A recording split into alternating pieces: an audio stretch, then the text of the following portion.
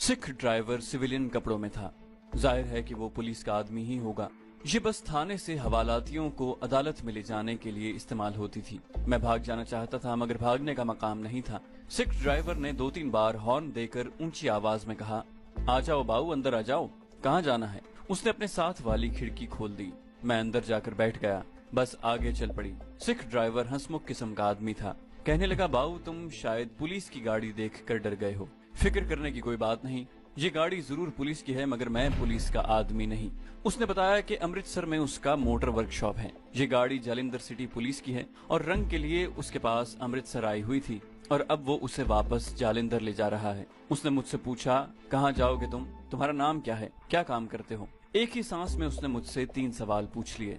मैंने इस किस्म के सवालों के जवाब पहले ही सोच रखे थे। मैंने उसे अपना फर्जी हिंदुआना नाम बताया और कहा कि मैं अमृतसर के कॉलेज में पढ़ता हूँ और जालिंधर अपने दोस्त के पास जा रहा हूँ। फिक्र की कोई गल ही नहीं है, समझो जालिंधर पहुँचे के पहुँचे। मैं जीटी रोड पर 60 मील से कम गाड़ी चलाता ही नहीं, सिख ड्राइवर ने कहा। सामने एक गाय आ गई। सिख ड्राइवर ने उसे गाली दी और ब्रेक लगाकर हॉर्न पर हॉर्न देने लगा। वो गाय को गालियां देता कच्चे पर से गाड़ी निकाल कर आगे ले गया। जालिंधर वहाँ से ज्यादा दूर नहीं था। मुझे तब पता चला कि मैं अमृतसर से पैदल चलते हुए 10-15 मील का फासला तय कर चुका था। थोड़ी देर बाद ही जालिंधर शहर की आबादी शुरू हो गई। हर तरफ सिख ही सिख नजर आ रहे थे। इससे पहले मैंने इतने सिख कभी नहीं देखे थे। जालिंधर शहर भी मैं पहली बार देख रहा था। मुझे मालूम था कि बस पुलिस स्टेशन जाएगी। मैंने सिख ड्राइवर से एक जगह रुकने के लिए कहा, बस सरदार जी मैं यहीं उतरूंगा। मैंने सरदार जी का शुक्रिया अदा किया और बस से उतर गया। जहाँ से मुझे रेलवे स्टेशन जाना था। मैंने एक साइकिल रिक्शा देखा जो खाली था। मैं उसमें बैठ गया और उसे रेलवे स्टेशन चलने को कहा। साइकिल रिक्शे वाला बूढ़ा सिख था। वो आहिस्ता आहिस्ता रिक्शा चलाता एक तरफ को चल पड़ा। कई बाजार आए और गुजर गए। मैंने उससे पूछा कि सरदार जी दिल्ली जाने वाली गाड़ी किस वक्त चलती है? रिक्शे वाले सिख ने हाँफते हुए कहा, पता नहीं जी, स्टेशन पर जाकर पता कर लें। जालिंधर रेलवे स्टेशन की एक तरफ रिक्शा रुक गया। यहाँ काफी लोग थे। मैं अगरचे अमृतसर से काफी दूर निकल आया था मगर मैं अभी तक पंजाब में था और अपने आप को खतरे से महफूज नहीं समझ रहा था, इसलिए बड़ी एहतियात से काम लिया। टिकट मेरी जेब में था। एक पुलिस से पता किया तो मालूम हुआ कि दिल्ली जाने वाली ट्रेन शाम को 6 बजे आएगी। उस वक्त अभी दिन का 1 भी नहीं बजा था। इतना वक्त गुजारना मेरे लिए एक मसला था। सबसे पहले तो मैंने स्टेशन के सामने एक दुकान में बैठकर दाल रोटी खाई। फिर स्टेशन के सामने वाली बाजार में ही इधर उधर फिरने लगा।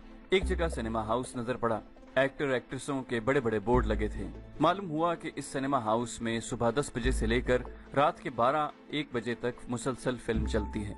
उस वक्त भी कोई फिल्म चल रही थी। मैंने टिकट लिया और सिनेमा हाउस में आकर बैठ गया।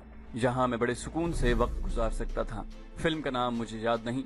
मुझे फिल्म में काम करने वाले एक्टरों से कोई दिलचस्पी नहीं थी। मैं तो वहाँ वक्त गुजारने आया था। आंखें स्क्रीन पर फिल्म देख रही थीं और दिमाग अपने मिशन के बारे में सोच रहा था। मुझे इस बात का भरपूर एहसास था कि मैं दुश्मन मुल्क इंडिया में हूँ, जो पाकिस्तान का नंबर 1 दुश्मन है और जिसने पाकिस्तान के जायज वजूद को कभी तस्लीम नहीं किया। मैं यही चाहता था कि जितनी जल्दी हो सके हरदा जिला होशंगाबाद के जंगलों में मुजाहिद कमांडो कमाल शाह के पास पहुंचूं, उनसे फौजी कमांडो की ट्रेनिंग हासिल करूं और फिर कश्मीर में आकर हुर्रियत परस्त कश्मीरियों के शाना बशाना भारतीय फौज के खिलाफ लड़ूं और काफिरों को मारता हुआ शहीद हो जाऊं। और अगर शहादत का रुतबा हासिल न कर सकूं तो जब तक मकबूजा कश्मीर भारतीय जुल्म इस्तबदाद के शिकंजे से आजाद नहीं हो जाता उस वक्त तक काफिरों से जंग करता रहूं। और जब मकबूजा कश्मीर आजाद हो जाए तो वापस पाकिस्तान जाकर अपने बाप की कब्र पर फातिहा पढ़ूं और फिर बुलंद आवाज में कहूं, मियाँ जी कश्मीर आजाद हो गया है, मैंने आपसे किया हुआ वादा पूरा कर दिया है। मुझे पता ही न चला और फिल्म खत्म हो गई। मैं यही समझा कि फिल्म खत्म हो गई है मगर मालूम हुआ कि इंटरवल हुआ है। पहले सोचा कि अंदर सिनेमा हॉल में ही बैठा रहूं, फिर ख्याल आया कि बाहर निकलकर चाय पीनी चाहिए।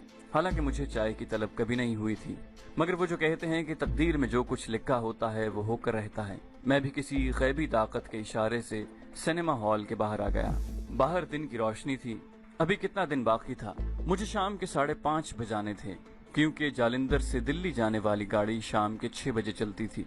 सिनेमा के अहाते के अंदर ही एक तरफ दीवार के साथ चाय पान सिगरेट की दुकानें थी। मैं एक दुकान के पास खड़े होकर चाय पीने लगा।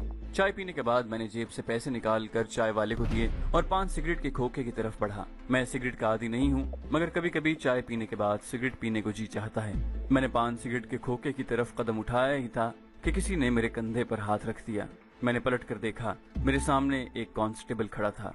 उसके साथ एक सिविलियन कपड़ों वाला आदमी भी मौजूद था, जो सिख नहीं था, यकीनन हिंदू होगा और खुफिया पुलिस का आदमी ही हो सकता था।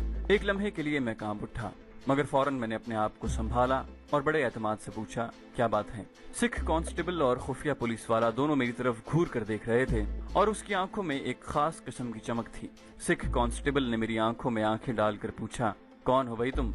मैंने यूं ही कह दिया, भगवान का बनाया हुआ आदमी हूँ, तुम्हें नजर नहीं आ रहा? हिंदू खुफिया पुलिस वाले ने मेरी गर्दन पर हाथ रखकर जोर से दबाते हुए पूछा, अमृतसर क्या लेने गए थे? सिख कांस्टेबल ने मुझे बाजू से पकड़कर एक तरफ खींचा और गाली देकर कहा, हमारे साथ थाने चलो, सब पता चल जाएगा तुम पाकिस्तान से यहाँ किस लिए आए हो। उसने मुझे आगे को धिक्का दिया। बस यही सिख कांस्टेबल की गलती थी और वहीं मैंने पलक झपकते ही अक्ल से काम लिया। जैसे ही धिक्का खाकर मैं उससे 2 कदम आगे लड़खड़ाया, वहीं से सीधा होकर बिजली की तरह इतनी जोर से और इतनी तेजी से भागा कि मुझे खुद न पता चल सका कि मैं कब सिनेमा हॉल के अहाते से निकलकर बाजार में आया और बाजार में जारी ट्रैफिक से बचता बचाता उसी तरह दौड़ता कब दूसरे बाजार में पहुंच गया। मेरे पीछे कांस्टेबल और उसके साथी के भागने और शोर मचाने की आवाजें आ रही थीं, मगर ये मेरी जिंदगी और मौत का सवाल था। खुदा जाने उसी वक्त मेरे अंदर इतनी ताकत कहां से आ गई थी कि मैं इतनी तेज रफ्तारी से भागता चला जा रहा था। जिस किसी के पास से गुजरता अपने आप को बचाने के लिए परे हो जाता और मुझे रास्ता दे देता और मैं उसे हैरान परेशान छोड़कर आगे निकल जाता। मगर मुझे अपने पीछे लोगों के भागने दौड़ने की आवाजें अभी तक आ रही थी। ये आवाजें मेरा पीछा कर रही थी, जिसका मतलब ये था कि पुलिस मेरा ताक़ुब कर रही है। मैं दौड़ते दौड़ते हाँफने लगा था। मुझे महसूस होने लगा था कि मैं ज्यादा दूर तक नहीं दौड़ सकूंगा। अचानक मेरे सामने रेलवे फाटक आ गया और फाटक बंद था। ट्रैफिक रुकी हुई थी।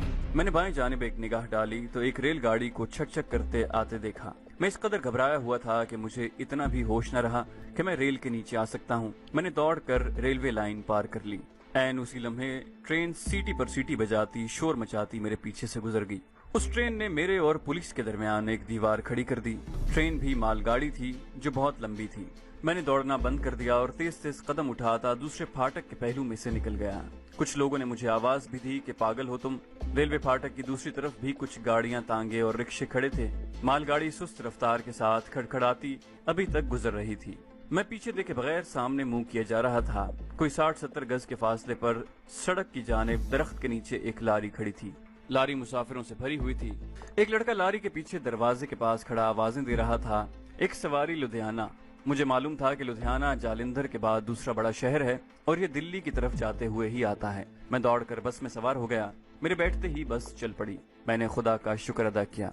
एक बार फिर खतरा टल गया था। बस जीटी रोड पर दौड़ती चली जा रही थी। हिंदू सिख सवारियां लदी हुई थीं। औरतें भी बच्चों को लेकर बैठी हुई थीं।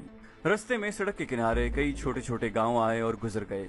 एक छोटा सा गांव आया, मुझे उसका नाम याद नहीं रहा, जहां बस कुछ देर के लिए रुकी और फिर आगे रवाना हो गई। किसी जगह बस रुकती तो मैं गौर से बाहर का जायजा लेता। मैंने एक सवारी से पूछा कि लुधियाना कितनी दूर है। वो कोई हिंदू था। उसने मेरी तरफ गौर से देखा और पूछा, तुम पहली बार लुधियाना जा रहे हो? मैंने कहा, नहीं, पहले भी 1-2 बार गया हूँ, मगर रेलगाड़ी से गया हूँ। वो हिंदू थोड़ी देर मुझे घूरने के बाद बाहर देखने लगा। शाम का धुंधलका खेतों और आसमान को अपनी लपेट में लेने लगा। एक बड़ी नहर आई। बस उसके पुल पर से गुजरकर थोड़ी दूर जाकर बस की रफ्तार हल्की हो गई। फिर वो सड़क के किनारे पर होकर रुक गई। किसी ने ड्राइवर से पंजाबी में पूछा कि क्या हो गया है। ड्राइवर ने कहा, पता कराते हैं, सारी गाड़ियां खड़ी हैं। मुझे खतरे की बू महसूस होने लगी। मैंने खिड़की में से गर्दन बाहर निकाल कर देखा। दूर तक लारियों और बसों की कतार लगी हुई थी।